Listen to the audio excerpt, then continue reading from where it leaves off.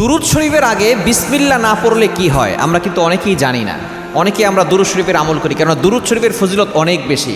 যে ব্যক্তি নবীজির প্রতি একবার দুরুদ পাঠ করে আল্লাহ পাক রব্বুল আলামিন তার প্রতি 10 বার রহমত নাজিল করেন। শুধু তাই নয়, তার 10টি গুনাহ মাফ করে দেন, 10টি মর্যাদা আল্লাহ পাক রব্বুল আলামিন বৃদ্ধি করে দেন। সুতরাং এই দুরুদের ফজিলত আমরা অনেকেই জানি এবং এই দুরুদের ব্যাপারে আল্লাহ তাআলা নিজে আয়াত নাজিল করে দিয়েছেন। 22 নম্বর পারার 5 নম্বর পৃষ্ঠার 4-5 নম্বর লাইন সূরা আহজাবের 56 নম্বর আয়াতে আল্লাহ বলছেন, ইন্নাল্লাহা ওয়া মালাইকাতাহু ইউসাল্লুনা আলান নবী ইয়া আইয়ুহাল্লাযীনা আমানু সাল্লু আলাইহি ওয়া সাল্লিমু তাসলিমা। নবী আল্লাহ তাআলা নবীকে এতটা ভালোবাসেন, এতটা মহব্বত করেন, আল্লাহ তাআলা নিজে বলছেন ইন্নাল্লাহা ওয়া মালাইকাতাহু, নিশ্চয়ই আল্লাহ এবং তার ফেরেশতারা নবীর প্রতি দুরূদ পড়ে।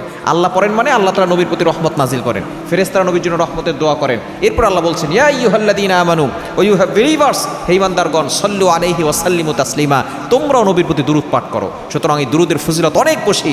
আল্লাহ তাআলা আপনার অভাব দূর করবেন, বিপদ দূর করবেন, কষ্ট দূর করবেন, বালা মুসিবত দূর করে দিবেন।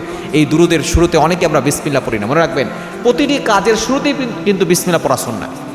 এবং নবী সাল্লাল্লাহু আলাইহি ওয়াসাল্লাম জানিয়ে দিয়েছেন, যে কাজের শুরুতে বিসমিল্লাহ পড়া হয় ওই কাজের ভিতরে আল্লাহ তাআলা আরও বেশি বরকত দান করেন। যখন কোনো ব্যক্তি কোনো কাজ শুরু করার আগে বিসমিল্লাহ পড়ে, ওই কাজ শেষ হওয়ার আগ পর্যন্ত আল্লাহ পাক রব্বুল আলামিন তার জিম্মাদার হয়ে যান এবং আল্লাহ তাআলা নিজে তার এই কাজগুলো সহজ করে দেন। সুতরাং যখনই আপনি কোনো আমল শুরু করবেন, ভালো কাজ শুরু করবেন, বিসমিল্লাহ পড়বেন। আমরা অনেকে বিসমিল্লাহ না পড়ে কিন্তু আমল করা শুরু করি। সুতরাং বিসমিল্লাহ পড়বেন।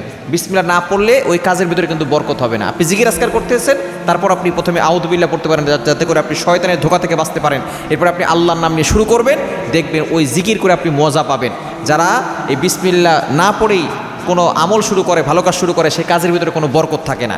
যখন সে বিসমিল্লাহ পড়ে কাজ শুরু করবে, ওই জিকিরের ভিতরে বরকত থাকবে এবং জিকির করে সে মজা পাবে, ইবাদত করে সে মজা পাবে। এজন্য আপনি যখনই কোনো ভালো কাজ করবেন এবং জিকির করা শুরু করবেন, দুরূদ শরীফ পড়বেন, বিসমিল্লাহ পড়ে নেবেন ইনশাআল্লাহ।